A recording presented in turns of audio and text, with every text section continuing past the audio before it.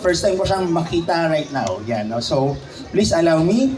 Assistant Professor Ethan Hernandez holds a Master of Science in Environment and Forest Resources with a major in Forest Ecophysiology from Chungnam National University, Daejeon, South Korea, 2019 to 2021. Prior to this, he earned his Bachelor of Science in Forestry from University of the Philippines, Los Baños, way back 2012 to 2016, and graduated cum laude. Currently serving as Assistant Professor 7 in the Department of Forest Biological Science at the College of Forestry and Natural Resources, University of the Philippines, Los Baños. Assistant Professor Hernandez has been contributing significantly to the field of forestry and environmental science. So, Assistant Prof. Hernandez is a researcher, having co-authored more than 50 research articles published in peer-reviewed journals. His research focused on diverse topics including stress physiology, plant nutrition, plant anatomy, ecophysiology, and plant ecology and sustainability. Assistant Prof. Hernandez actively engaged in extension activities, exemplified by his evidence-based advocacy to popularize Philippine flora through vlogging and content creation as Ethan Hernandez. This has greatly contributed to the public awareness and appreciation of local biodiversity and sustainable practices in the Philippines.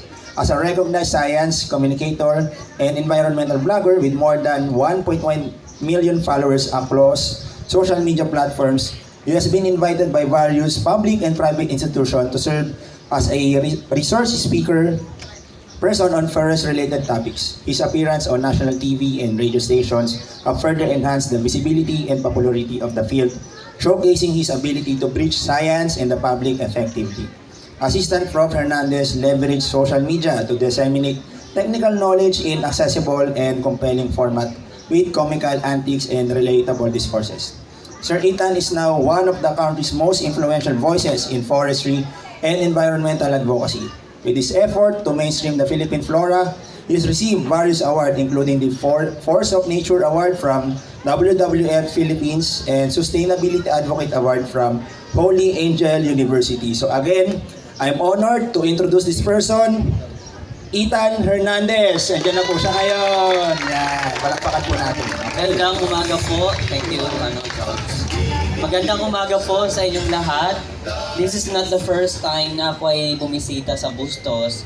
I think may mga ilang estudyante dito na ano ba yung unang school na pinuntahan ko dito? Aguinaldo something? Hindi ko na maalala. Sorry, but this is not the first time na bumisita ako dito sa Bustos. Again po, maraming salamat sa lahat po na nandito, sa mga organizers. Magandang umaga po. So marahil ako ay nakikita nyo on Facebook and TikTok. Ako po yung minsan ay makikita nyo kumakain ng dahon-dahon. Yung damo, kinakain, yung mga prutas, wild fruits. So meron pong kwento kung bakit yun ang aking content. Okay, so mamaya baka mapapayawan po natin yung dahilan kung bakit yun ang aking ginagawang content at bakit through social media.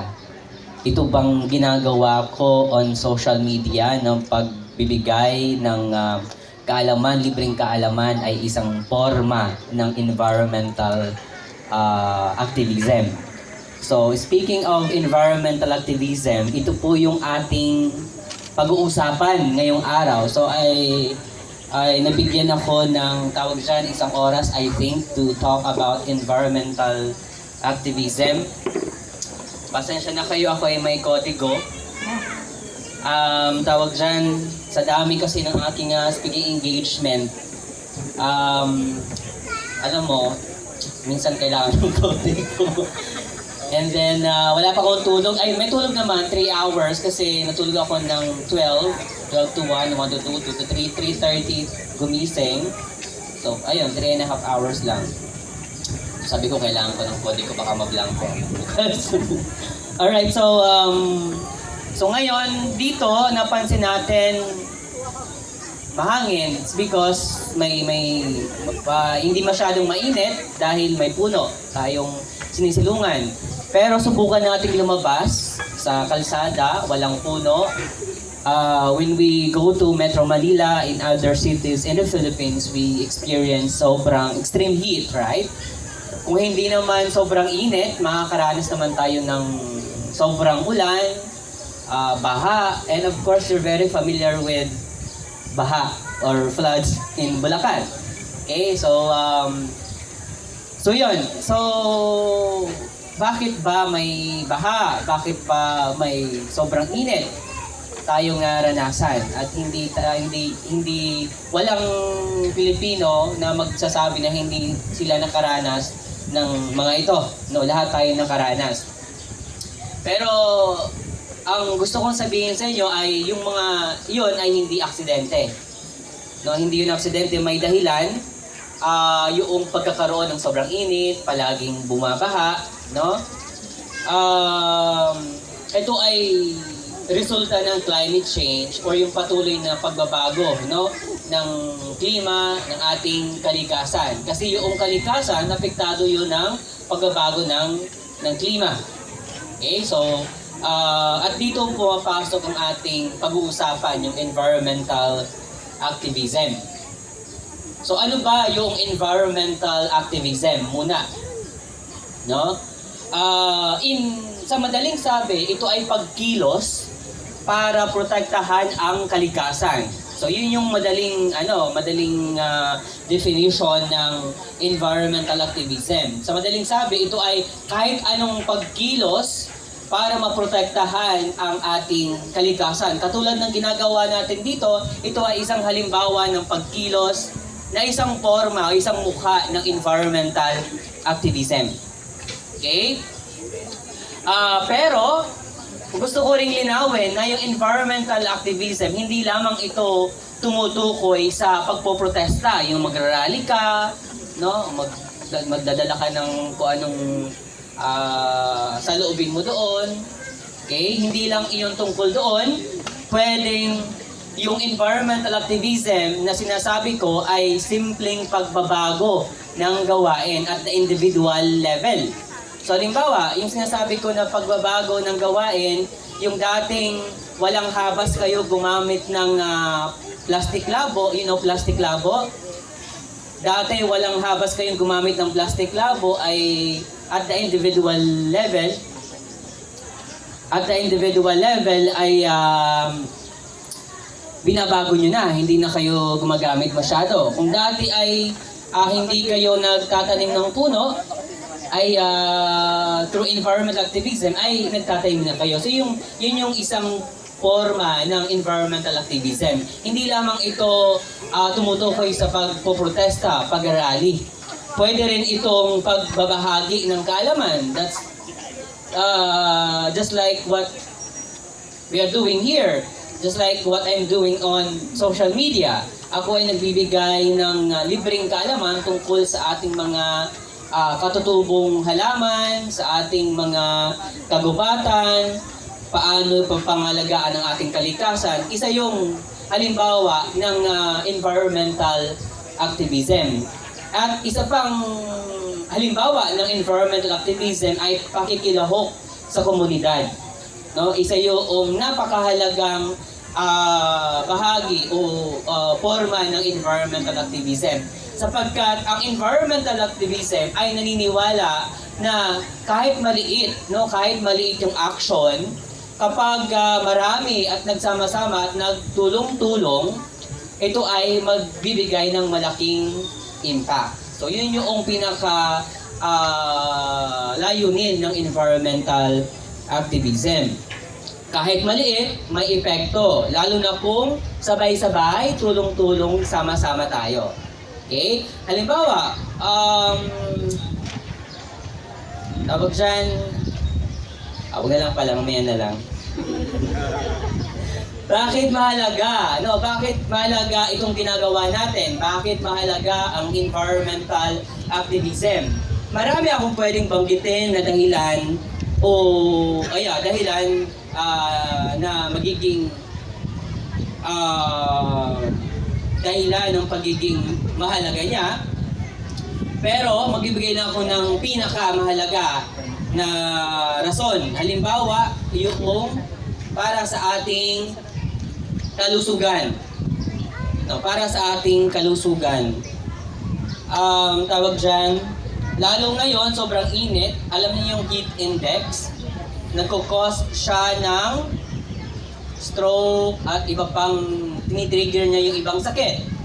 Kapag malapit ka naman din sa minahan, so maaring maapektuhan yung source ng tubig ninyo, yung ilog ninyo, no? Apektado rin yung health ninyo. Ano pa? Air pollution.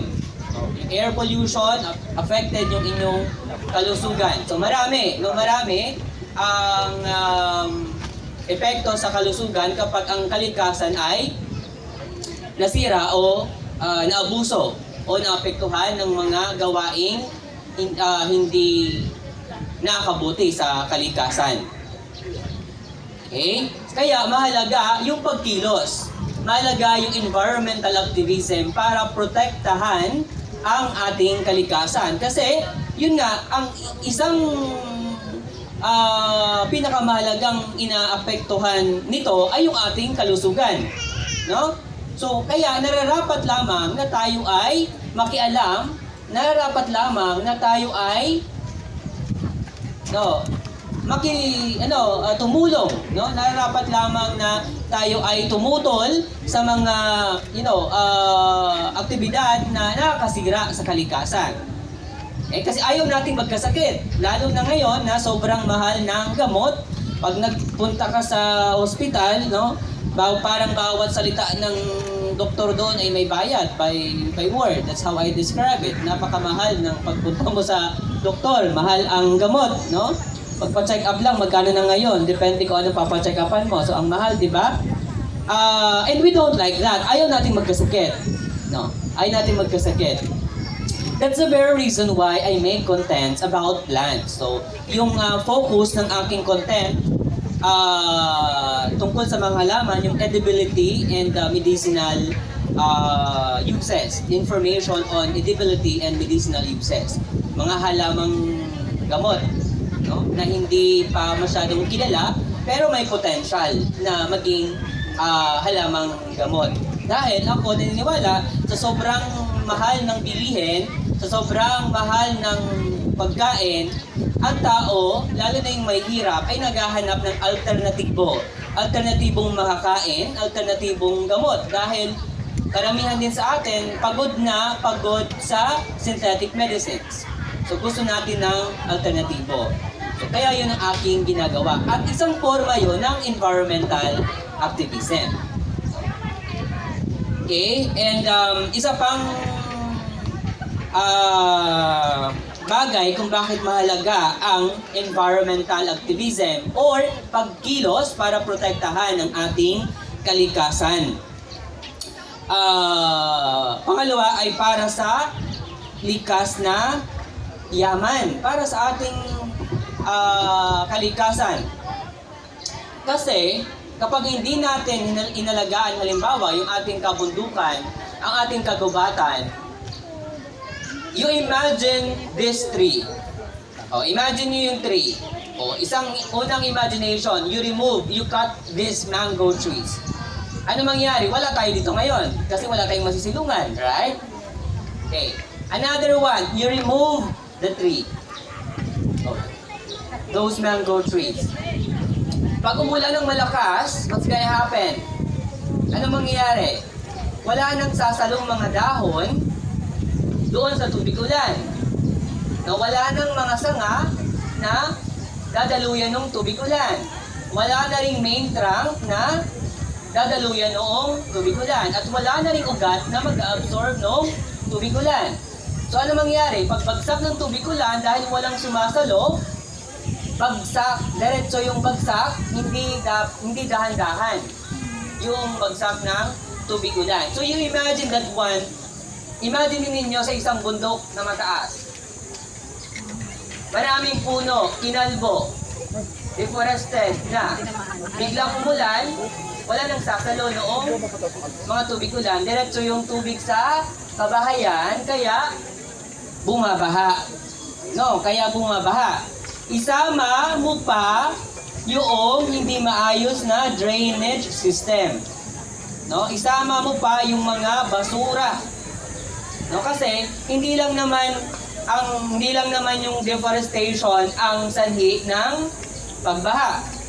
Ano na yan? Combination na yan, halo-halo na yung maling estero, maling pagtapon ng basura, yung pag-deforest ng kagubatan, yung disiplina ng tao, halo-halo na yon, no? Kaya mahalaga ang pagkilos ng katulad ng ginagawa natin para sa ating likas na yaman, para sa ating kalikasan. Nakakasunod po tayo. Pasensyahan niyo na po ako ha, kasi medyo pagalit ako magsalita. Pero ganito po talaga ang ating personality. Pero ako po ay hindi galit. Okay? So, pangatlo po, para labanan ang climate change. Okay? Para labanan yung pagbabago sa klima. Kaya ang pinakamagandang solusyon sa climate change, maliban doon sa we change our lifestyle, is also we plant trees. No? Palawakin natin yung ating kagubatan dahil sila lang talaga yung may kakayahan, no, na labanan yung climate change. Okay? Kasi sino yung nag-aral dito, of course, ng high school, tinuturo ito yung photosynthesis, di ba? Doon sa photosynthesis, kailangan ng carbon dioxide. No, yung carbon dioxide, it's a greenhouse gas. No, at yun, kailangan yun ng puno para sila ay mabuhay. So, para sila ay mabuhay, patuloy na mabuhay, kakailanganin nila yung carbon dioxide na nasa atmosphere. Now, kapag walang mga puno, walang mag-sequester or walang kukuha noong mga carbon dioxide or greenhouse nasa atmosphere, nasa himpapawid. So may ipon doon sa himpapawid. Pag naipon doon, iinit. No? Pag uminit, iinit yung mga karagatan, mag-evaporate, uulan. No? Mag-trigger yun ng cloud formation. Uulan ngayon, kaya sobrang lakas ng ulan. No? Kasi sobrang init. Sobrang init, again, sobrang init, yung karagatan, mag-evaporate yun, mag-trigger ng ulan, cloud formation, and then ulan. Kaya mapapansin ninyo, minsan, yung pang isang buwan dapat na ulan, ay isa hanggang 3 araw, inuubos na. Because of the rising temperature, or because of the global warming. Now, kung meron tayong puno na kumukuha noong mga greenhouse gas or carbon dioxide sa taas, naiiwasan ang mga ito. Pero hindi lang doon natitigil iyon, kailangan din we change our lifestyle. Kasi kahit pa tayo ay patuloy na magtanim ng puno, palawakin natin ang ating kagubatan, kung hindi natin binabago yung ating lifestyle, patuloy pa rin tayo gumagawa ng mga gawain na nakasira sa kalikasan, ay walang silbi yun. Wala pa rin tayong habas, gumamit ng plastic, wala pa rin tayong habas, gumawa ng mga activities na mataas yung carbon footprint. No? Carbon footprint. Sino nakakaalam ng carbon footprint? Yung carbon footprint, sa madaling sabi, ito yung total amount, ito yung kabuoang halaga o amount ng carbon na ini-emit natin sa pamamagitan ng ating mga ginagawa pang araw-araw. Halimbawa, pagpunta nyo dito, nag-almusal kayo doon sa bahay ninyo, ang kinain ninyo hotdog. Yung isang pumunta dito, ang kinain ay gulay. Alin ang mas mataas ang carbon emission doon, ang carbon footprint? Yung kumain ng hotdog o yung kumain ng gulay? Hotdog. Yung kumain ng hotdog. Bakit? Kasi bago pa naging hotdog yon, ayun ay galing karne. No, galing karne yon, pinoseso, maraming energy, maraming water ang ginamit para maging hotdog. May packaging pa yon, may storage pa yon. no, bago naging hotdog. Okay, so ang laki, ang taas ng carbon footprint noon kasi mataas yung ginamit na enerhiya, tubig at kung ano-ano pa. Compared, ikumpara mo po doon sa kumain lamang ng gulay at tanim pa sa bakuran, walang storage, walang packaging, walang transportation, walang masyadong enerhiya ang ginamit, lalo na kung organic fertilizer ang iyong ginamit, no? Lalo na kung ang pagluto mo ay hindi ka rin gumamit ng mga seasoning na, nakakasira din sa health, no? So yun yung ibig kong sabihin. Okay, next. Para mabigyan ng boses ang iba. No, yung environmental activism ay isang paraan para mabigyan ng boses yung mga yung walang boses, yung mga tawag dyan, like yung ating mga katutubo, no? Na hindi maalam magbasa, hindi maalam magsalita, no? So, through environmental activism, may mga grupo, may mga individual na tumutulong sa kanila para may parating yung gusto nila, yung gusto nilang ipaglaban. Ganun kahalaga ang environmental activism. Now, pag-usapan po natin yung iba't ibang mukha ng environmental activism. Ano yung iba't ibang forma o mukha ng environmental activism? Ang una, yung personal na gawain mo lamang at the individual level. Yung sinasabi ko kanina, your habits. Tawag dyan, at the personal level, halimbawa, may kaya kayo, may aircon sa bahay, bawat kwarto may aircon, halimbawa, hindi naman na mainit, hindi naman na mainit, papatayin mo na. Kapag environment conscious ka. No, yun yung kung nagsasagawa ka ng environmental activism at the individual level. Nagiging conscious ka sa ginagawa mo. At the individual level, sabi mo, malamig na, so papatayin ko ng aircon. Or, kung kaya mo naman tiisin, di wag ka na mag-aircon. Yun yung sinasabi ko at the individual level. Isang forma na yun ng environmental activism. Paghugas ng plato o baso, di ba? Pag iinom tayo ng tubig, kukuha baso. Ang iba, ang ginagawa, nag-inom lang, gagamit yun ng sabon. Right? Sasabunin na yon. Pero kung environment conscious ka, hawhawan mo lang yon. Diba? Hindi mo na gagamitan ng sabon. And that's enough already. No? Lalo kung ikaw lang naman ang nandoon sa bahay. So yun yung isang isang mukha ng environmental activism at the individual level. Marami pang pwedeng gawin actually at the individual level. No? And yung pangalawang mukha ng environmental activism ay pangkomunidad na pagkilos. Pangkomunidad na, halimbawa, clean up drive. No? Clean up drive. Paglinis sa dam, paglinis sa dagat, paglinis sa kalsada, pagtatanim ng puno na magkakasama kayo sa isang komunidad, no? Isa na yung mukha ng environmental activism. So you see, hindi na ngulugan na kayo ay nagpo-protesta, na nag-rally. No? Dahil, ang sinasabi ko nga, ang environmental activism ay pagkilos para protektahan ang ating kalikasan.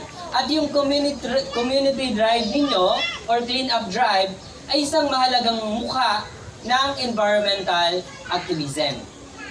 Okay? Kasi isang mahalagang pagkilos yon para proteksyonan ang ating environment, ang ating kalikasan. Okay? Pangatlong forma ng environmental activism ay educational activism. Katulad ng ginagawa dito sa luntiang mundo, katulad ng ginagawa ko on social media, so I make content to educate people to raise awareness about nature, about our native trees.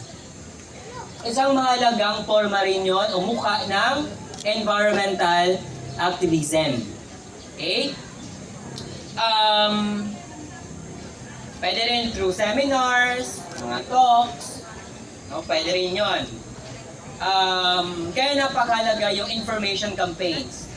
No? Katulad ng ginagawa natin dito. Kayo, nandito kayo, nakakuha kayo ng mga impormasyon patungkol sa pangangalaga natin sa kalikasan. So isang forma yun o isang mukha ng environmental activism. Okay? Meron ding political activism. Ito naman yung leading to policy making na. No, kasi nape-pressure yung ating mga legislators sa ingay, sa social media. No? So, gagawaan ng policy for the benefit of our environment. Okay? Next one is digital activism. Yung social media campaign. Napakalaga nito, yung social media campaign. Sino nakakilala sino bang pangalan nito? Ito yung perfect example dito sa social media campaigns. Digital activism. Si Greta Thunberg, yung hashtag niya ay hashtag Friday for Future. Di ba sumikat siya online? So napakalagang yun paraan para ma-mobilize yung kabataan, yung mga tao. Pukaw sila ng tunay na kalagayan ng ating mundo. So kaya napakalaga yung social media. Of course, may mga negative sides yung social media. Pero marami ring positive side yung social media that we can maximize. No? At isa na dito yung digital environmental activism. Digital environmental activism. Kasi sa digital environmental activism, mas malawak yung reach. Mas malawak yung audience. Katulad ko, on average, ang aking monthly views ay nag-range from 45 to 60 million monthly. So you imagine that reach, no? Ganoon ka laki ang reach kapag digital environmental activism. Okay? Isang halimbawa nito pa, yung what I did, nag-post lang ako, binalag ko yung Inarihan River sa Naga City under kay Mayor Lenny Robredo. I visited a river there and then abuse yung river, ang daming cottages sa tawag dyan sa tabi ng ilog na bawal, di ba? Bawal yung magtayo ng cottages sa ilog, sa tabing ilog, and then maraming basura. So binalag ko yon and nag-viral yon, nag-viral, and na-call yung attention ni Mayor. So, anong ginawa ni Mayor? Na-pressure si Mayor, pinalinis niya yung Inarihan River. At hanggang ngayon, patuloy sila nag-update sa akin na malinis yung ilog. At patuloy na inaalagaan. So, you see that, no? You see that power of digital environmental activism. But you have to very, very careful din kasi baka leading to libel yon. So, careful kayo sa script ninyo. Okay? Another one, yung port, Legazpi Port sa Legazpi City. So, may na-vlog din ako doon na isang port. Sobrang dumi, ang daming basura doon sa port. So, binalag ko yon. And na-call din yung attention ng mayor. So, nag-message sa akin si mayor, ganyan. Then, agad-agad, pinalinis nila yung lugar. And patuloy nag-update na malinis yung lugar. So, you see, very powerful yung digital environmental activism. At marami ng kasong ganyan, yung mga projects na nakasira sa kalikasan kapag na-vlog o na-feature, di ba biglang napapatigil, no? Depende sa kapangyarihan. Meron din tayong scientific activism. Ito naman yung pagpo-provide ng scientific data, evidence, no? Ng pagkasira ng ating kalikasan. Just like yung nangyari sa Cebu na baha. Ano bang resort yon? Yung sikat na resort? Monterraza. So di ba, maraming mga experts ang nag-provide ng evidence to support yung nangyari. So isang halimbawa yun na ang scientific activism.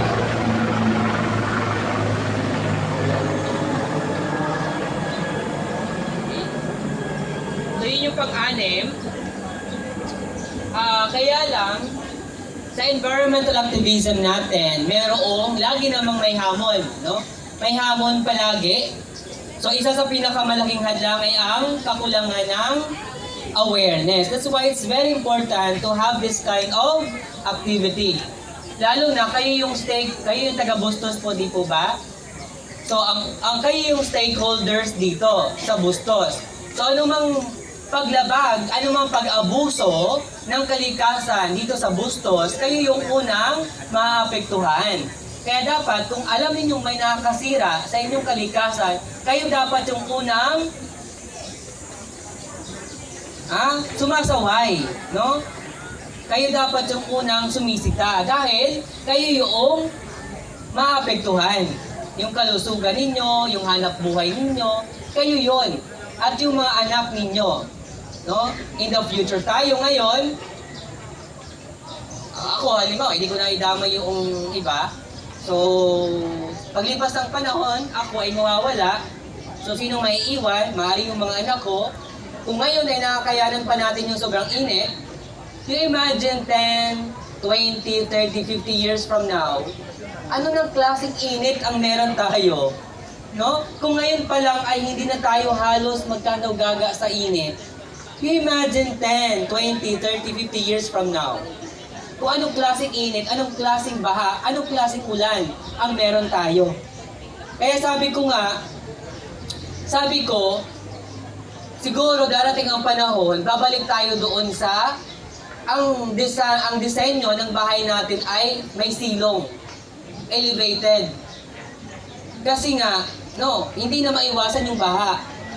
No? Dahil ngayon, kahit hindi naman dating binabaha na. No, konting ulan lang, binabaha na. Kasi sama-sama na yon, overpopulated, dumarami yung tao sa mundo. Dumarami yung tao sa Pilipinas, at sa pagdami ng tao sa Pilipinas, pagdami rin yun ng basura. No? Kahit baby pa lang, nagkukonsumo yun ng basura. Nagpo-produce yun ng basura. No? Kaya, as sinasabi ko, we change our lifestyle. Kung maaari, pag hindi naman natin kailangan, huwag na nating bilihin. Kasi magiging basura lang yan paglipas ng panahon. No? Maliban sa ginastusan mo na, magiging basura lang yon. So tayo dapat may mindset tayong ganoon na magiging basura lang naman ito later on after ko magamit. Huwag ko nang bilhin. No? Kaya lang ngayon, walang ganon, no? Bibihira yung ganong mindset. No? Kasi dumarami yung tao. You imagine, bawat tao gumagamit ng ganitong bagay. Lahat yun madidispose. No? Yung plastic. No, nakakatuwa yung dinaanan namin dyan. Sorry kung sino man nung baka nandito yung nagpalagay nun. Yung plastic labo sa tabing kalsada, sa Bustos, ang haba. Nakita niyo yun? Banderitas, Fiesta. Kailan po yung Fiesta? Next week. Yan. So, ang daming banderitas na, I think plastic labo yun. What kind of plastic labo is that? Eco-friendly ba yun or yung hindi? So, yun yung sinasabi ko, kung kaya naman na we change our lifestyle at the individual or at the or institution level, kaya yon. Like, dating gumagamit ka ng plastic sa banderitas, baka naman next fiesta ay hindi na plastic. Diba? Kasi we're now changing our lifestyle. Yun yung sinasabi ko. Kasi, yung plastic na yon, ano ba yun? Gagamitin next fiesta o hindi? Pero I don't think gagamitin yung next fiesta. Diba? Eh, ang iba doon, tatapon lang sa mga estero. Babara yun sa mga estero. So you see that. No? You see that. So yun yung isang hamon yon. So at isa pa, mayroon din tinatawag na behavioral or behavior gap. Itong behavior gap na to, ang ibig sabihin nito, alam ng tao ang problema pero hindi kumikilos. Diba? Noon pa man, nang bata pa ako, marami ng issues about floods. Lumalala lang siya, pero wala naman talagang kumikilos. Sa diba, front lang. Diba? And ako, ang dami kong nakausap na malalaking tao, ang dami kong nakausap na mga politiko. And then, ang laki ng budget na inaalat nila sa tree planting, sa cleaning. Pero hanggang ngayon ay wala pa rin tayong matinong kagubatan. Hindi pa rin hindi natin masasabi na okay na yung ating kagubatan until now. Pero dekada-dekada na yung tree planting na naganap. Right? So alam ng tao na may problema, pero hindi kumikilos. Kung kumilos man ay hindi seryoso. Hindi isinasa buhay. Hindi sinasabuhay. Napakahalaga po yung isa sa buhay natin, yung sinasabi natin. Kasi ako, as per my experience, maraming mga grupo, maraming mga individual, maraming mga universities ang nagsasagawa ng Earth Day. Nagsasagawa ng anything about the environment, sustainability, chuchu. Pero, when you visit the event, sandamakmak naman yung plastic. Sana naka-Jollibee pa yan, naka-deliver pa yung ipapakain sa akin. So, hindi ko naman sila mag-vlog kasi out of respect, no? They invited me. Parang ang sama naman ng gano'n. So, ganito ko na lang siya sinasabi. No? Okay, so, yung mga ganung bagay na hindi naman talaga isinasabuhay. No, yung iba, environmental advocate daw kuno. Pero, nabigyan ng libreng hotel sa isang conference. Sabi sa hotel, dahil hindi siya nagbayad, or kahit siya nagbayad, sasabihin, bayad naman yan, hayaan mong bukas ang aircon magdamag. Diba? Kahit naman na lamig ka na, nanganilipit ka na sa lamig, dahil sinasabi mo na bayad na yan, hindi mo papatayin. Pero, ang nagsasuffer ay yung environment. Because of that thinking. Bayad na yan, sulitin natin, hayaan mong aircon bukas magdamag. Pero pinapainit no ng mundo lalo. No? Tuwalya. One day ka lang. Di ba sa hotel, yung mga 5-star hotel, 3-star hotel, dalawang tuwalya. Tapos meron pa yung tuwalya na yung pampunas lang sa mukha, meron pang pangpaa, meron pang yung malaki, di ba? Ganun sa mga sosyalin na hotel. Ang ibang ginagawa, bayad naman niya, sulitin natin, ginamit lahat ng tuwalya. Pero alam niyo ba, yung paglalaban noon, gumagamit ng enerhiya. So yung sinasabi ko na kailangan isabuhay natin. Yung at the individual level, yung pag-change ng lifestyle natin, isang napakahalaga na yun ng pagkilos para proteksyonan ng ating kalikasan. Isang halimbawa na yun ng environmental activism at the individual level. No? At imagine, kung marami ang gumagawa noon, napakalaki ng impact sa mundo. No? Kaya napakalaga ng ganitong activity. I'm sure hindi lahat na nandito gagawin yung sinasabi ko. Pero at least, dahil aware na kayo, next time, magdadalawang isip kayo. No? Kahit paano. Iba kasi yung alam mo na na-inform ka na kumpara doon sa zero information. So at least meron ka ng kahit paano ay, oops, oo nga naman, sayang, ay ano to, nakakasama sa environment. Magbabago ka, may pag-iisipan mo ngayon. Okay? So, sa panghuli, ang environmental activism ay hindi lang para sa pagrarally, para sa mga eksperto, para sa mga matatalino, para po ito sa lahat. Dahil, bakit ko sinasabing para sa lahat ang environmental activism? Dahil apektado po lahat. Ang ginawa ni Juan sa kagubatan ay hindi lang naman si Juan ang maapektuhan, lahat po tayo. Kaya sinasabi ko, ang environmental activism ay hindi lamang para sa luntiang mundo, para po ito sa lahat na nandito, para sa buong kamunduhan. Okay? Ang sama-samang pagkilos ng tao ay may tunay na epekto. Okay? So, hayaan nyo kung tapusin ang aking discussion sa isang tanong. Ano ang gagawin mo simula ngayon? Maraming salamat po.